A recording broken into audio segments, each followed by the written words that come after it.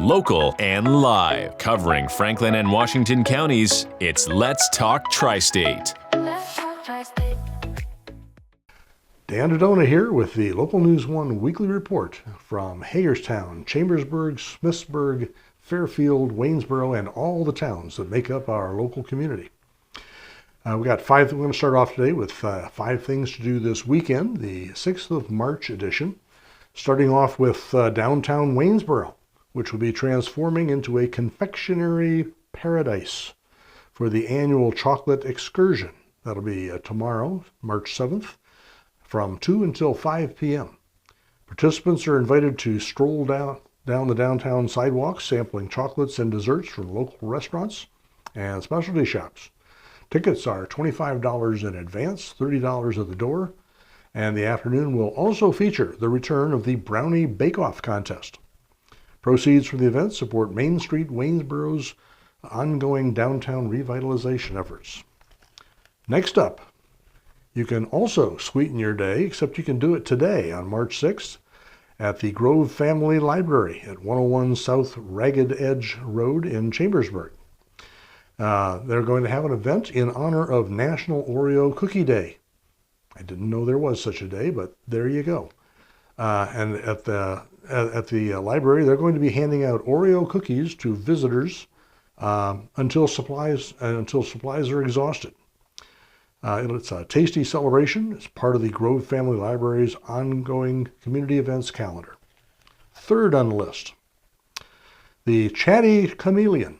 So a little outfit on the square in Greencastle is going to be hosting its Kids Paint Night from 5:30 until 6:30 p.m. Also tonight.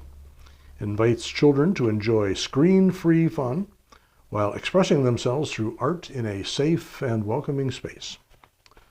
Fourth item on the list, the 2026 Home Show, hosted by the Home Builders Association of Washington County, will be taking place this weekend at the Hagerstown Community College's ARCC gym at 11400 Robinwood Drive. This is an annual showcase that brings together experts in the home improvement industry. They'll be there from 9 a.m. to 5 p.m. Saturday, and again from 10 a.m. until 4 p.m. on Sunday, March 8th. You can meet builders and designers, enjoy live music, sample offerings of food and beverages from vendors. Admission is $2 and free for children 12 and under, and there will be American Sign Language interpreters available on Saturday from 10 until 2. Well planned, good idea. And the fifth item of this list for this week, at Vibrantly Wild in Waynesboro, they're going to have the Best Friend Craft Night on Saturday, March 7th from 10 a.m. until 6 p.m. What they are doing is they are inviting adults to unwind and connect for a while. Choose from do-it-yourself stations, building and making things, or you can, supplies and snacks and refreshments will all be included. The event is $30. Encourages basically everybody to go ahead and use your hands, build some things, talk with friends, enjoy a little time away. That will be taking place at 37 West Main Street. We have quite an assembly of additional little things that are cropping up that didn't make the original 5 cut. In Hagerstown, local singers are going to have a chance to shine this weekend when the Hagerstown Flying Boxcars are hosting an open anthem auditions. That'll be Sunday, March 8th, and it'll be taking place at the Valley Mall in Hagerstown near the food courts. Tryouts for singers who want to sing the national anthem before ball games are going to run from 2 until 4:30 p.m.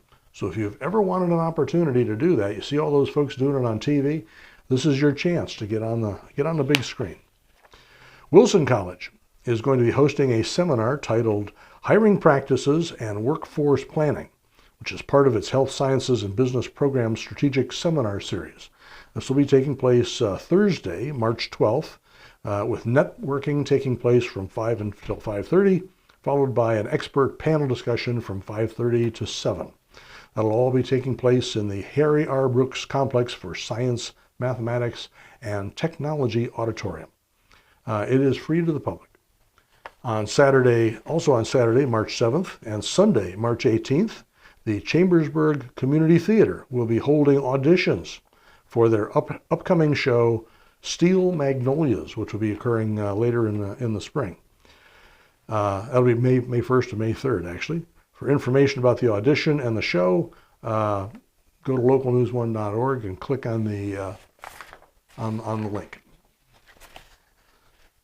From Friday, March 6th until Sunday, March 8th, the Potomac Playmakers will be showing Whodunit, the musical, at the Potomac Playmakers facility on Friday, March 6th until Saturday, March 7th, and Sunday, March 8th, the Washington County Playhouse will be presenting their show Frozen, the Broadway musical.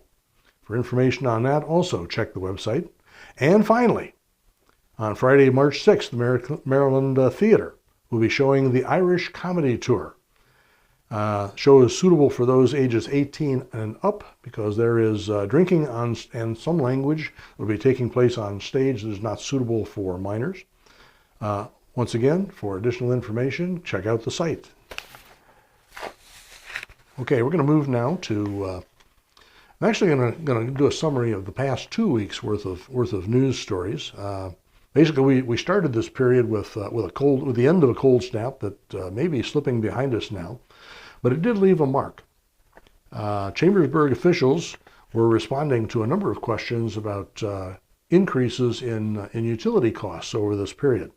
The mayor was quick to note that they had not raised prices, but as you might suspect, in very, very cold weather, there were an awful lot of people using an awful lot more electricity and gas throughout the Chambersburg area to stay warm. So there was not a rate increase. They were very proud of that. They were also very proud of the fact that they were able to continue producing what you needed up there in the Chambersburg area in spite of the fact that it was extraordinarily cold. Turned out this was the 11th coldest winter in Chambersburg. In Washington County, the ICE detention facility that's planned for a warehouse south of Hagerstown, north of Williamsport, has been getting quite a bit of attention. Early on, they got a confirmation of support from the downtown, from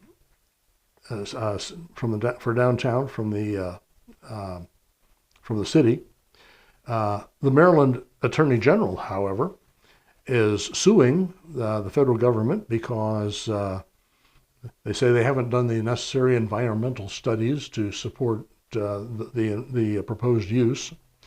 The Maryland Assembly has been voting along party lines to restrict access and any number of things that are necessary in order to run a facility with 1,500 detainees. And protesters have been at various locations disrupting and chanting in front of meetings. I got to say a word about this. We need dialogue on issues like this. You know, the one thing that I can guarantee you of is you can't have a conversation with a zealot who is resistant to accepting any new information. You can't talk to people who are chanting either. You just can't communicate. You can't come to a middle position on anything. There is room for compromise on these issues. I mean, clearly there are good and there are bad people who have entered the country illegally. What's noteworthy is that there are an awful lot of people in the middle of the country, not the geographic center, but in the middle of the political spectrum, who basically understand that with all the efforts that President Trump is trying to initiate in order to create what he refers to as the new golden age in America, all those trillions of dollars that are going into building factories, those are going to turn into jobs, and that means you have to have labor. So there's going to be a need for additional laborers, not only U.S., but potentially probably people coming into the country from outside. You can't have a confirmation on that. You can't do a compromise if it's all or nothing on either side. So a lot of folks really need to smarten up. We're not going to make any progress as long as all we're doing is screaming and chanting at one another. In Washington County, in addition to dealing with ICE's plans, they've also been dealing with hotel tax refunds associated with their agricultural expo, $2 million in county taxes for the Jameson Door Company expansion they're also looking at additional things impacting economic growth, the school budget, police, fire. They're tackling their fiscal planning for 2027, education funding, a county budget, and infrastructure interests. These people are the people that most of you out there voted for and elected to try to run all the operations in the county. They need to be able to conduct this business. So, yes, by all means, come in, speak, express your concerns and your desires, but let them do the county's business, would you? In Franklin County, the Franklin County Area Development Corporation, Mike Ross, president, likes the county's position for growth. He made those comments on his 3 March State of the Economy presentation at the Orchards over in Chambersburg, which was also celebrated as the 40th anniversary of FCADC. He addressed a number of issues, including the Penn State Mont Alto closure, the Chambersburg use of the Chambersburg Mall, Scotland School, agricultural interests in the area, and others. There was, by the way, some concern for some of the progress that's being made in terms of finding a reuse for the Penn State Mont Alto facilities, but hopefully the parties who are directly involved in these conversations and this effort will patch up their differences, and we'll find a good solid way ahead for Franklin County. In Waynesboro, the school board is heard proposals this past week on elevators. The issue here was, well, we needed they wanted the schools to be American Disability Act compliant, and it was noted that if they put 2 relatively expensive elevators in 2 of the schools that are not all on one level, that they could address that for a couple of students and perhaps some staff that need some accommodations of that sort. Speaking in opposition to not to the ADA, but speaking in opposition to the elevators was Linda Zimmerman, who pointed out that, you don't have to put in elevators. You could simply move the staff or the students to another school and where they're already ADA compliant and they have sufficient access to accommodate them. So good conversation there. They also took up some additional discussion of the Pappas hearing that we've reported on extensively. There were several speakers, but there was no decision made on that particular topic. There was also, the Waynesboro School District put on a particularly good presentation by an FBI agent and the mother of a young boy who ended up dying as a result of sextortion. The kind of thing that can creep up on your kids, even if they're mature and they're well raised and you're looking out for them. There are people out there on the internet that are hunting for people that they can turn to their purposes. So there was an excellent presentation, good story on that in localnews1.org. That all took place at the Waynesboro Area Senior High School Auditorium about a week ago. In Smithsburg, Mayor Souders presented a State of the Town presentation on the 2nd of March. Overall, he was optimistic. He identified infrastructure as key, including both sewers and streams, parks, streets, and finance. Water. They also talked a little bit about water. The town actually absorbed about a 17% increase in water provided by Hagerstown. So there was an increase of only about 7% for residents, but the town itself absorbed the other 7% of that. So probably more to follow on that as time goes on. And Hagerstown Airport is expanding their terminal. This is at a total cost of about $5.1 million. $4.3 million of that is going to come from the Federal Aviation Administration. The Maryland Aviation Department is providing $500,000, and the remainder is going to be coming out of Washington County. What they're looking to do is to attract more flights to the area and simultaneously improve the passenger experience over there. There will be a 7th of April groundbreaking out at the airport.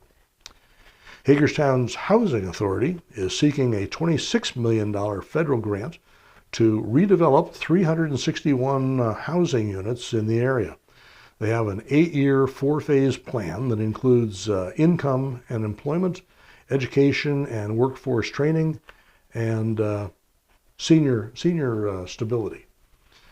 The conversation seemed to go on both sides. On the one hand, as you might suspect, there were people who were in favor of making properties more suitable to the population in the area.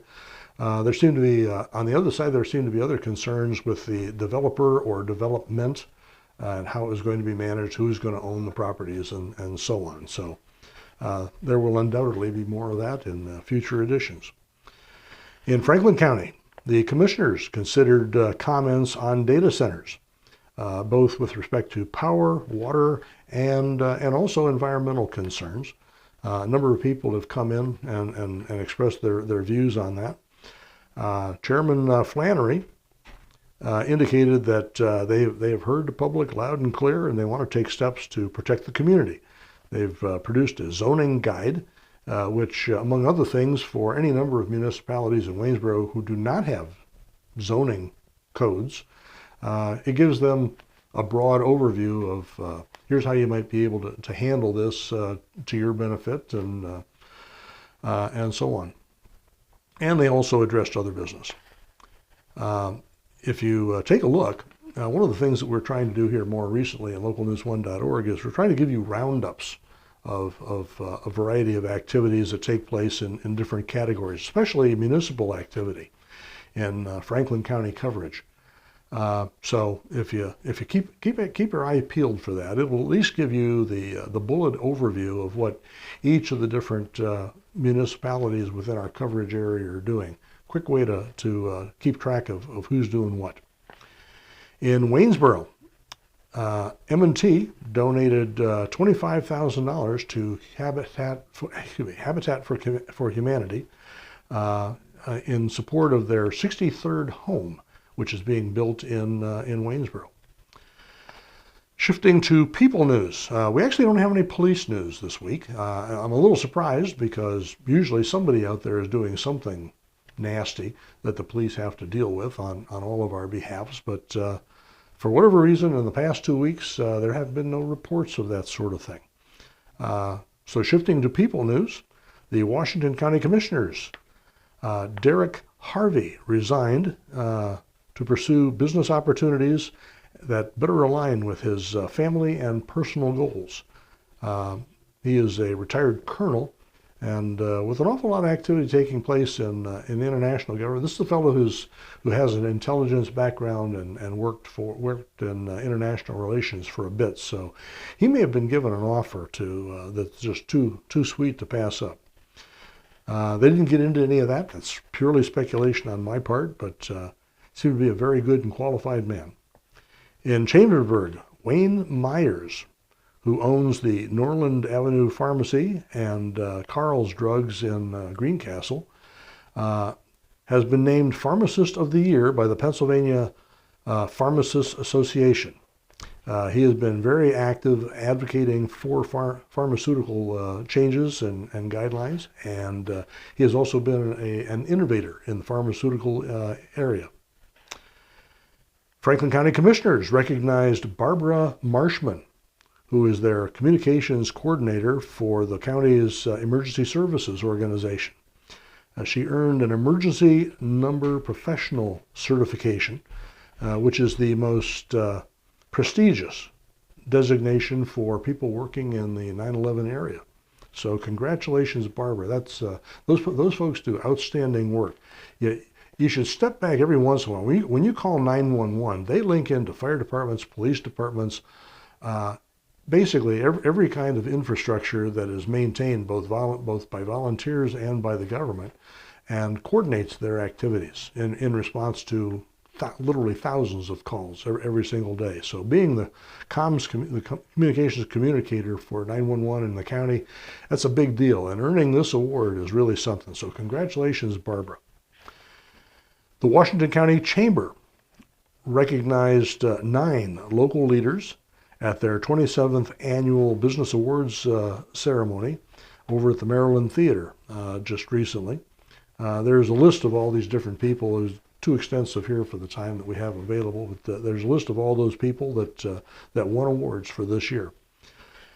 I'm going to turn a little bit to sports here. The Smithsburg girls basketball team is continuing their winning ways. They finished the season 23-0, and what's noteworthy about this is these don't seem to be close contests for the most part. I mean, they're winning by 20, 30 points, both because of defense, which doesn't necessarily show as well because they have such a potent offense. But the defense has a big deal, has a lot to do with that as well. This isn't just a track meet up and down the court, tossing balls in the hoop. They seem to play the full game, so that's really something.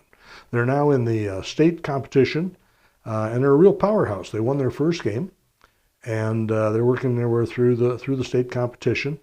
The state title, hopefully, if they keep their winning ways, they should be in the state title championship game next week at the University of Maryland in Baltimore County. I should comment back to Mayor Souders in Smithsburg, all that infrastructure change that you're doing. Whatever you do, don't change the water. It seems to be having a remarkably positive effect on your athletics in Smithsburg. Moving on. In Smithsburg, Riley Romberger, I apologize. Riley Romberger, who was last year's state championship in the 123-pound class for wrestling in the state, is at it again this year. He's already starting to win his rounds in the competition to take the state championship, so good luck there. There is also, speaking of wrestling, there are 2 former Washington County wrestlers, Thomas Mon and Tanner Haling, who are doing particularly well in their college pursuits, and they are pursuing national awards. Both of them are unbeaten this year, so good effort. Obviously, Washington County is producing some pretty good wrestlers. And finally, South Hagerstown hitter Derek Klein has signed a letter of intent to play baseball next season for the for the Frederick Community College during the season starting up. I guess that would be this coming spring.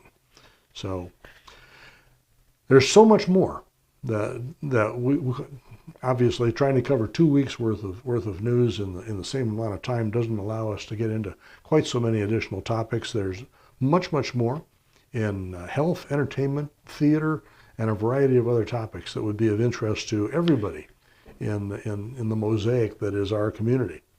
There's a nice piece by Doug Mastriano, who was actually participated in Desert Storm 35 years ago, back in the early 1990s. Nice piece about what all it entailed and what happened as a result of that.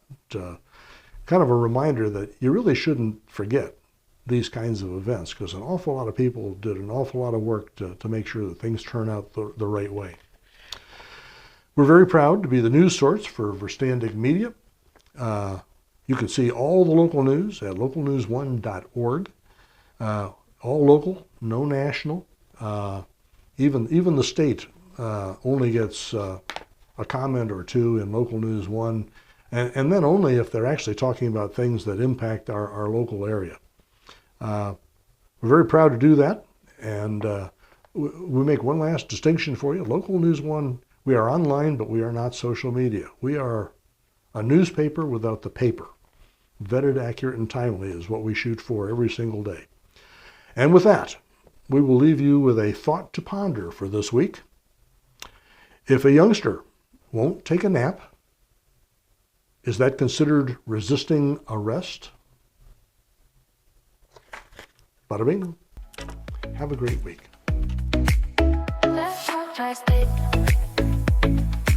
If you'd like to be featured on an upcoming episode of Let's Talk Tri-State, call 717-597-9200 or email letstalk@921thegoat.com.